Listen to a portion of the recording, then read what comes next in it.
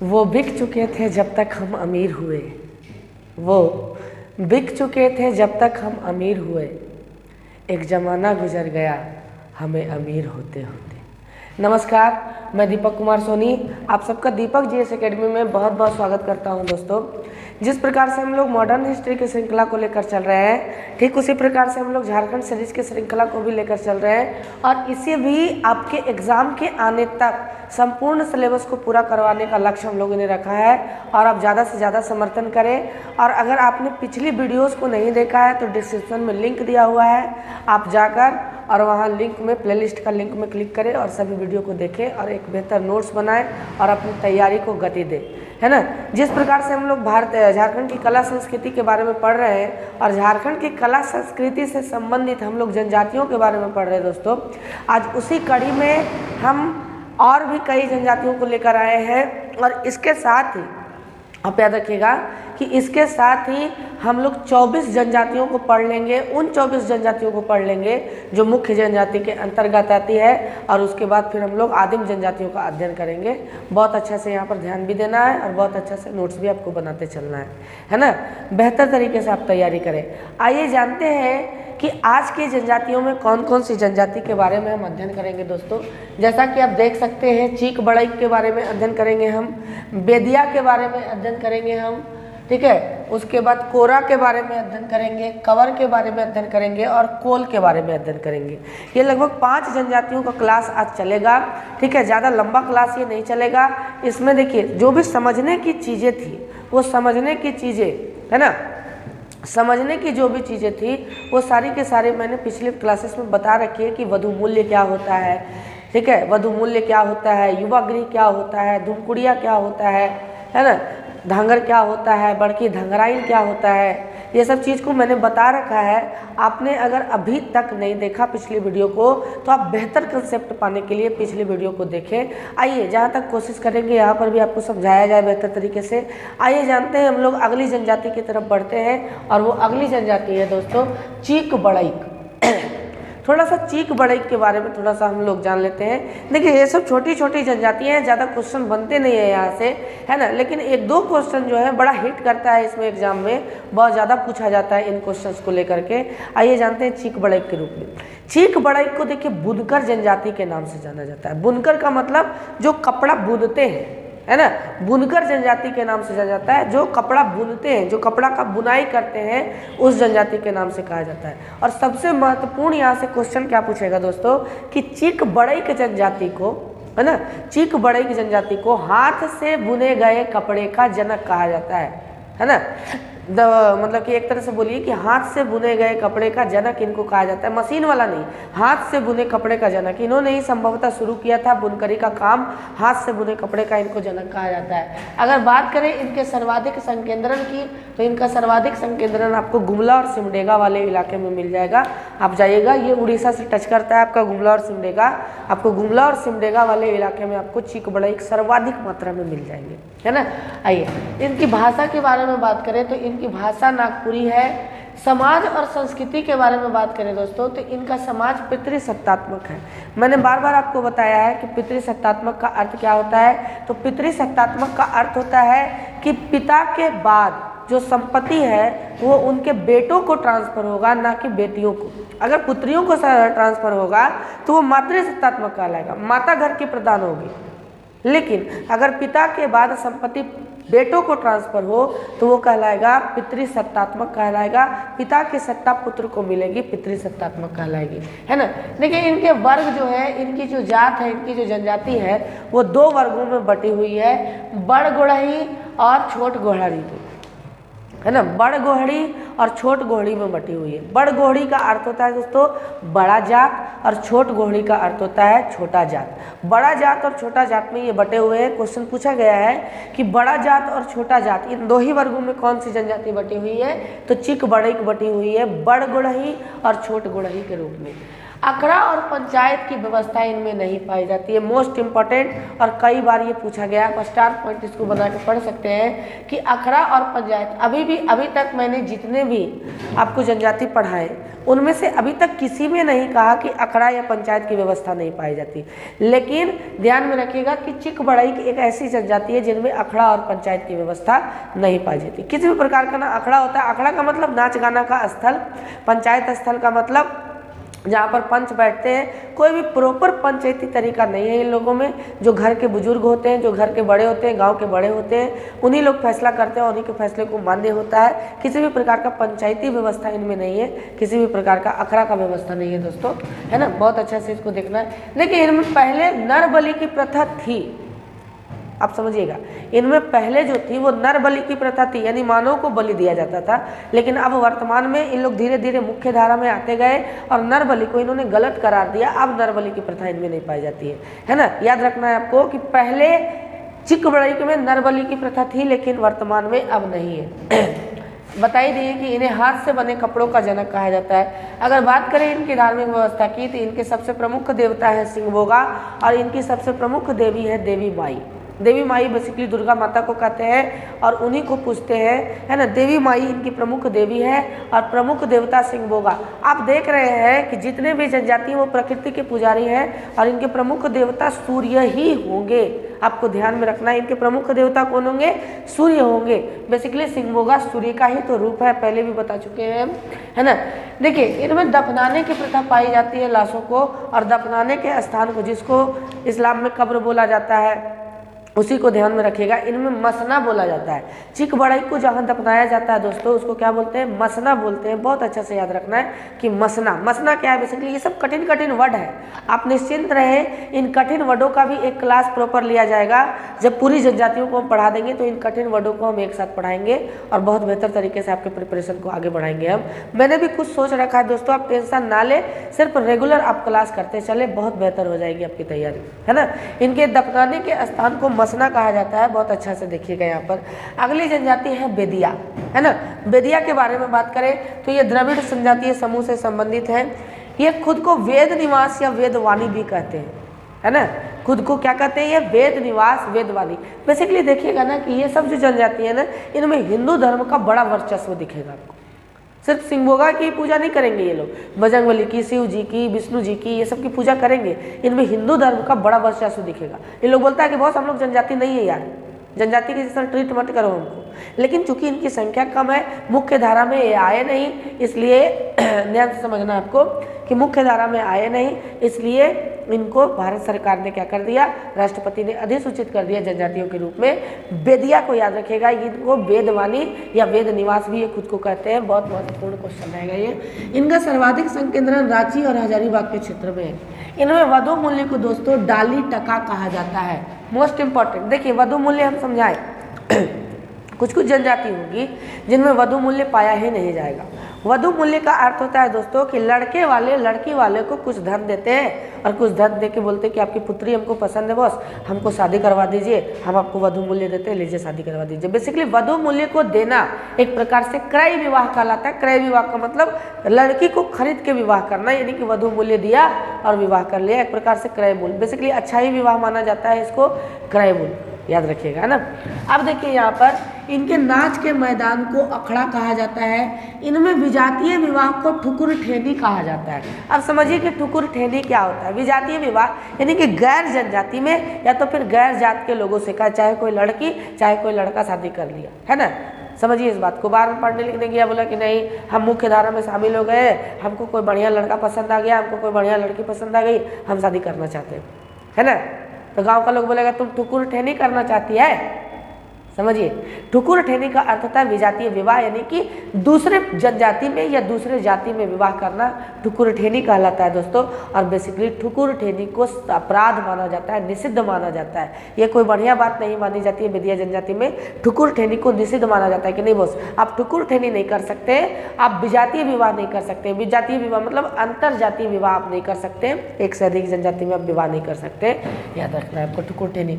इनके परंपरागत वस्त्रों के कुछ नाम है, जैसे पुरुष इनमें केरिया, कछुआ और भगवा पहनते हैं। स्त्री इनमें ठेठी और पाचन पहनती है। एक प्रकार से इनके पारंपरिक परिधान है जो स्त्री पहनती है उसको ठेठी और पाचन कहते हैं, ठीक है। और जो पुरुष पहनते हैं उसको केरिया, कछवा और भगवा कहते हैं। आपको मुंडा जनजाति में भी बताए होंगे, या उरांव जनजाति के लोगों को भी जो पुरुष पहनते थे उसको केरिया और स्त्री जो पहनती थी उसको खनरिया कहते थे।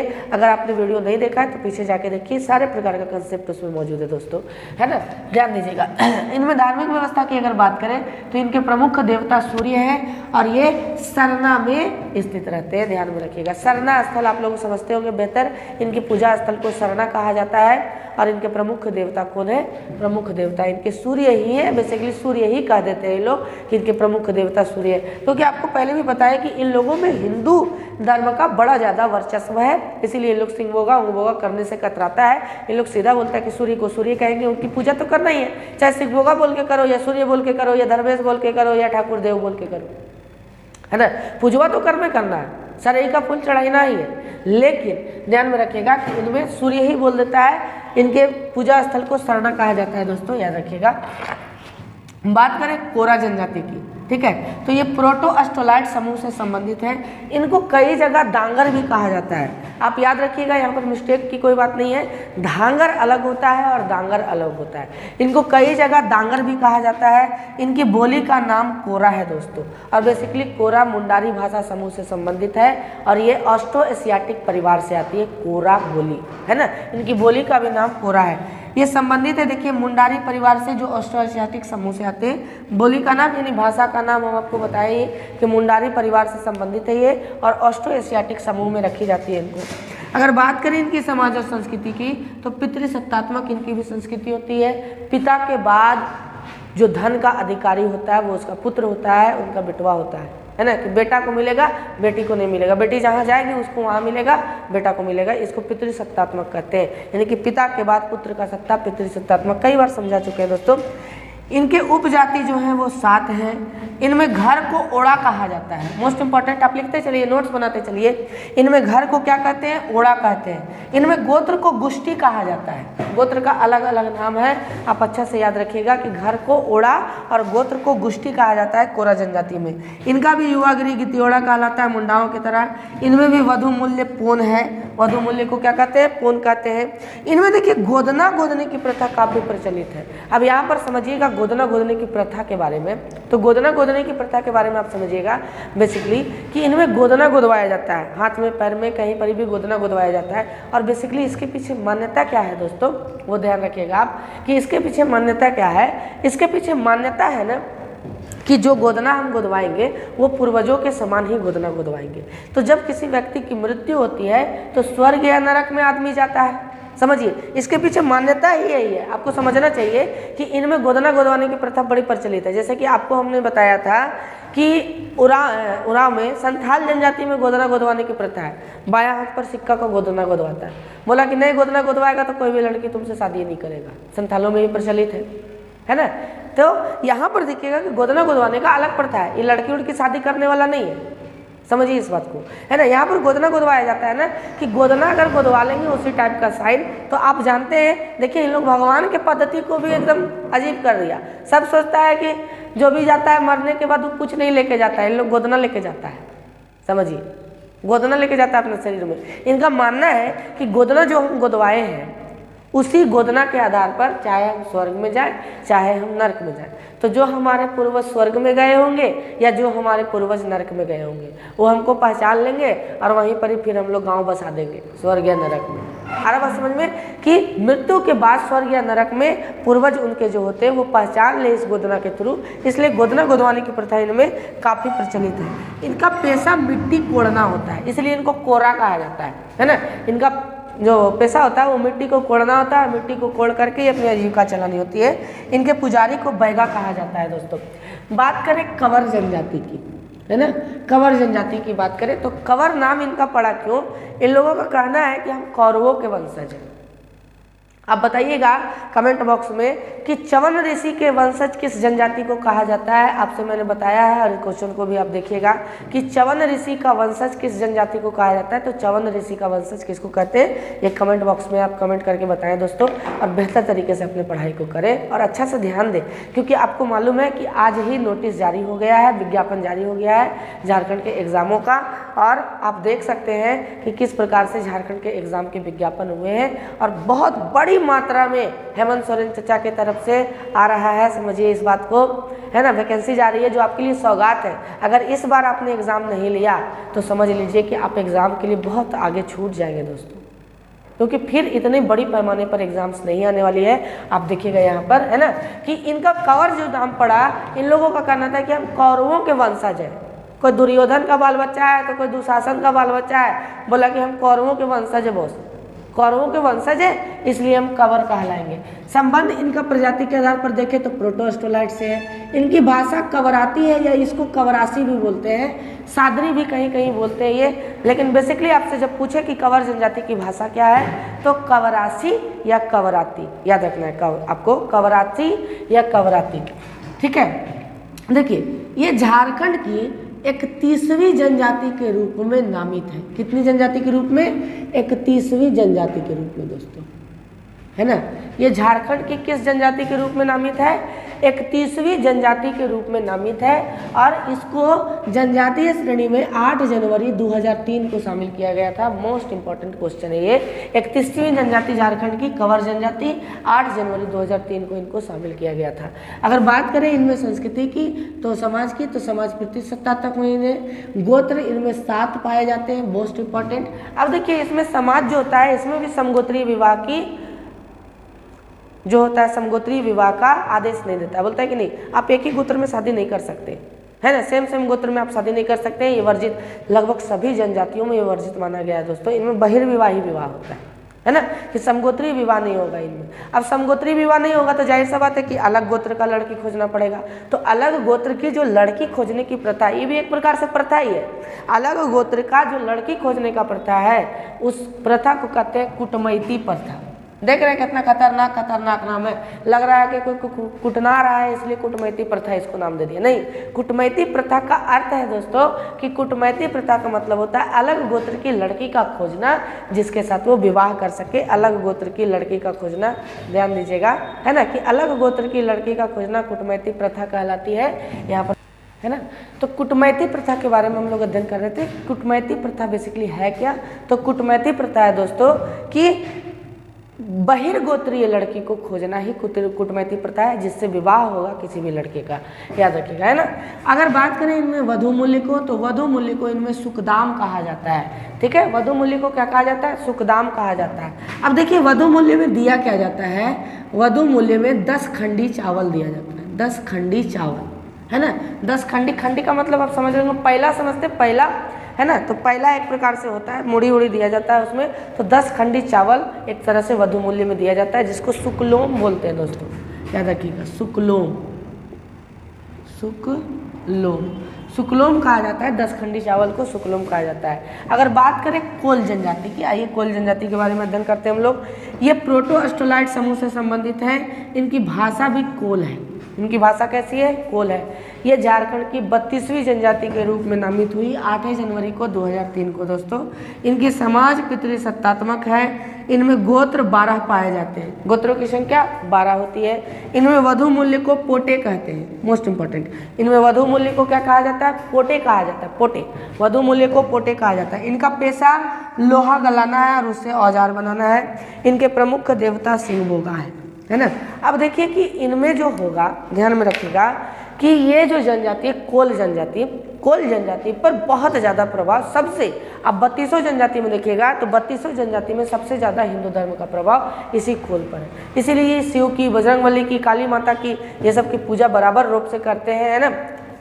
एक तरह से इनमें उतना ज़्यादा जनजातीय परिवेश नहीं पाया जाता है, इसलिए ये हिंदू धर्म को बहुत ज़्यादा मान्यता देते हैं और हिंदू धर्म में अपने देवी देवताओं को पूजा करते हैं, याद रखिएगा। फिर भी इनके प्रमुख देवता, चूंकि आदिवासी तो है ही, तो इनके प्रमुख देवता सिंहभोगा है। हिंदू धर्म को विशेष स्थान दिया जाता है इनमें। अब देखिए थोड़ा सा ध्यान में रखना है यहाँ पर दोस्तों, कोरा जनजाति में थोड़ा सा देखिएगा, है ना, कि कोरा जनजाति में ध्यान में रखना है कि ऐसे तो मैंने वादा किया है आपसे और इस प्रकार से क्लास भी जाएंगे कि सभी पर्व त्यौहार को अलग से पढ़ाया जाएगा, लेकिन पर्व त्यौहार से आप समझिए कि कुछ कुछ जनजातियों की ऐसे ऐसे पर्व त्यौहार होते हैं जो सिर्फ विशेषकर वही जनजाति मनाती है। जैसे कि फॉर एग्जाम्पल कोरा में 1.25 लाख पर्व को मनाया जाता है, 1.25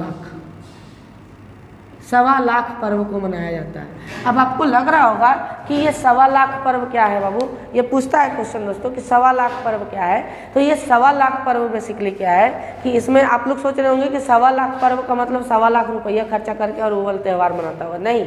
1.25 लाख पर्व का मतलब होता है कि 1.25 लाख देवी देवताओं की पूजा कोरा जनजाति करती है और इसी को 1.25 लाख पर्व कहते हैं, याद रखना है आपको, है ना। उम्मीद करते हैं दोस्तों कि ये क्लास आपको बहुत अच्छा से पसंद आई होगी और अच्छा से आपका नोट्स बना होगा, ठीक है। अब नहीं बना है तो आप पॉज कर करके वीडियो अच्छा से नोट्स बनाएं और बेहतर करें अपना तैयारी को और आगे बढ़ें। ये संपूर्ण क्लासेस है, हर जगह से नोटिस कर करके, हर जगह से कंक्लूड करके, ठीक है, ताकि आपके एग्जाम में एक भी प्रकार का क्वेश्चन ना छूटे। बहुत मेहनत करके इसको बनाया जा रहा है। अगर वीडियो अच्छा लगे तो आप लाइक करें, शेयर करें और दोस्तों के साथ, दोस्तों है ना, कि शेयर कर दें उनको और वो भी लाभ उठा सके और ज़्यादा से ज़्यादा समर्थन कर सके ताकि मैं लाइव आकर आपको पढ़ा सकूं।